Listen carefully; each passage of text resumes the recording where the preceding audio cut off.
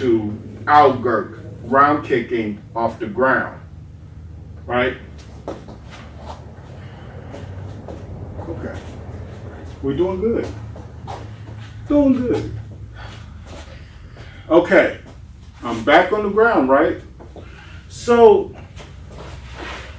it doesn't matter where you're at. You can do all these techniques. If I'm like this, for example, I can always roll over, side kick, roll over, round kick. There's an actual Kung Fu style called Shaolin Dog.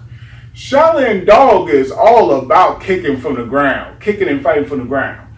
They do this. Shaolin Dog, Shaolin Frog, all these little ground characters or whatever.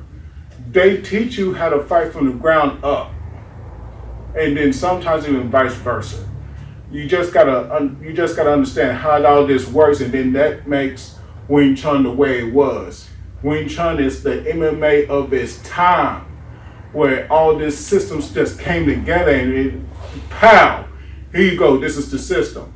So if I'm right here, right, he has his stance, right? He's just fine. He's taking, and in this case, for variation, just so you know, he's taking more of a HHSMA type of stance. Regular fighting stance that most everybody can do. It's no different than everybody else. It's just the way we call it, HHSMA. SIPMA. So, right here, what can happen is two things. One, I can take the initiation that I'm right here and actually take a foot, slide up like this with my hands also, and round kick, attack the knee. That's one. The second is I'm here and he's faster than me.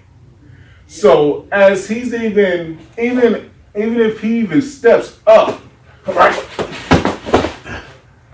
and I don't have to use my foot, you use shin or whatever. What constitutes as most of these kicks, and what I hate about most people who kick, is that not a taekwondo teacher, not a karate teacher, Muay Thai would do it, but not these Americanized kickboxers. They're not telling you that a lot of times the foot and the hand is not meant to be used half the time. It's your forearms, it's your elbows, it's your knees, it's your shins, it's your thighs. If you do that, you can save your hands and your feet. Another Hampton Hong Kung Fu law. Save your smaller limbs, use your bigger ones, slam them like a bat. That's our skill. So notice when I did that second round kick, that's what happened. It was more shin. Did it get it done? That's the story. Did it get it done? So he's going to do that towards me. He's going to be round kicking me from the bottom. And the first scenario, I'm going to go ahead and step up. I want him to actually feel the idea of stepping up. You can still do the turning of the hip to round kick. It's the same kick, right? He could choose the other arm to just relax while the other arm still posts, and he can still do that turn, and it's just still going to work out. So if I'm right here and I step up, and I'm right there, right?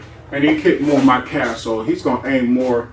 I want him to aim more for that knee, because that knee is really what's going to help me crash more. So I'm right here.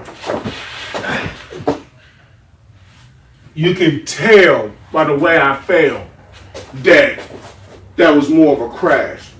Now, this is where he's actually going to advance. Now, before he does, I want y'all to understand something. There's a word called Sung Ma.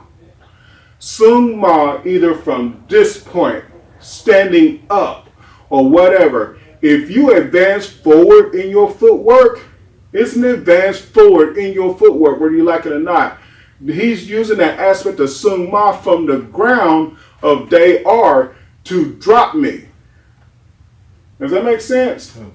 So he's still using his Wing Chun stances. He's still using Wing Chun footwork.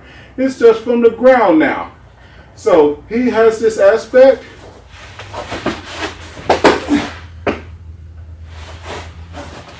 And that was him advancing. So that's our Gurk. That's the round kick, a roundhouse type of kick being done off the floor for me to crash down. All right, going on. Move.